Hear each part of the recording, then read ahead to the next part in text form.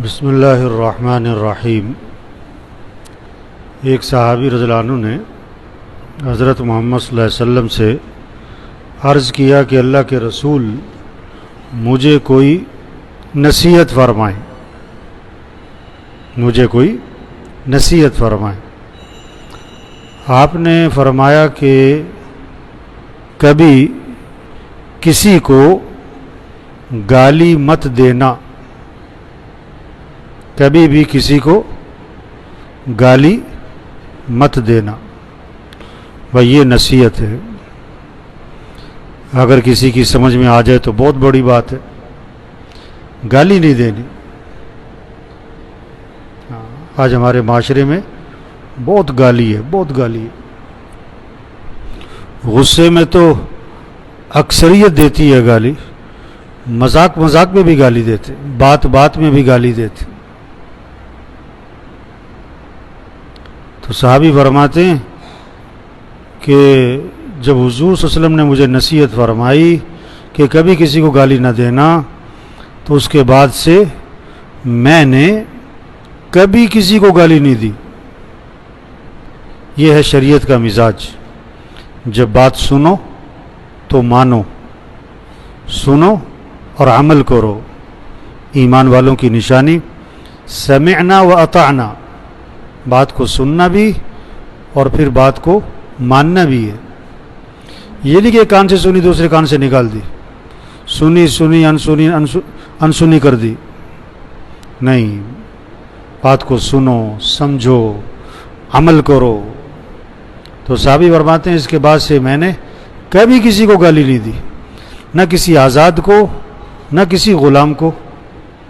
اور آج کے زمانے میں غلام کی جگہ نوکر، ملازم، یہ گھر میں کام کرنے والی عورتیں، تو بعض گھروں میں ایسے ملازموں کو ڈانٹتے ہیں، برا بھلا کہتے ہیں، نوکرانیوں کو ایسے ہی غلط زبان استعمال کرتے ہیں۔ توبہ توبہ، نہیں نہیں نہیں، ہمارے نبی نے کیا فرمایا؟ کبھی کسی کو گالی نہ دینا۔ تو صحابی فرماتے ہیں نہ میں نے کسی آزاد کو گالی دی، نہ کسی نوکر کو گالی دی، نہ کسی اونٹ کو گالی دی، نہ کسی بکری کو گالی دی۔ آج جانوروں والے جانور کو گالی دیتے۔ اب یہ آج کل عید کے جانور ہیں نا، قربانی کے جانور، لوگوں اکثر جانور کو گالی دے دیتے۔ اب جانور کو گالی دینے کا کیا فائدہ؟ وہ تو بے زبان ہے، اپنی زبان آدمی گندی کر رہا ہے۔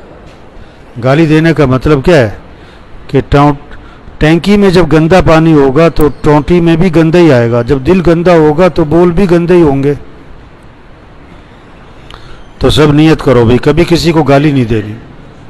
ایک حدیث میں آتا ہے مسلمان کو گالی دینا بے دینی ہے، اور مسلمان کو قتل کرنا یہ کفر ہے۔ ایک حدیث میں آتا ہے گالی دینے والا اس آدمی کی طرح ہے، مسلمان کو گالی دینے والا اس آدمی کی طرح ہے جو ہلاکت اور بربادی کی طرف جا رہا۔ یہ جو گالیاں دیتے ہیں نا، ان کا آخری انجام کیا ہوگا؟ ہلاکت اور بربادی۔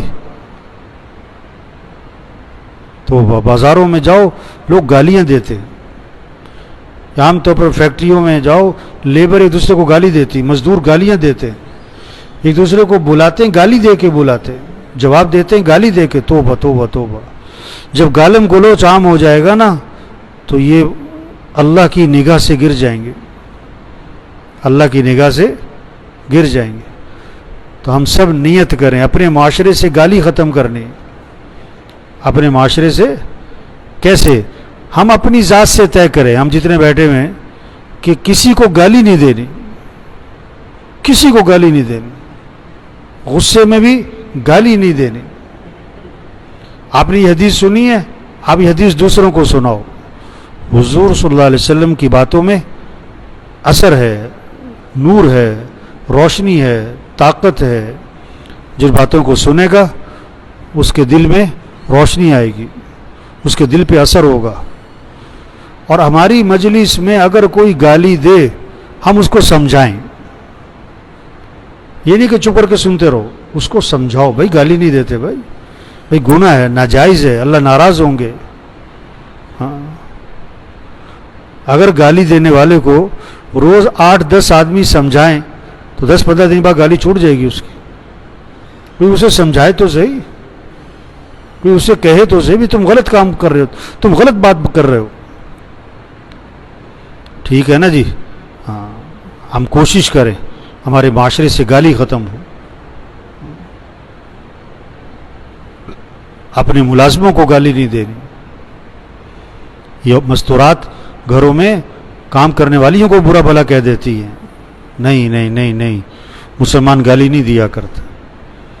اللہ عمل کی توفیق نصیب فرمائے.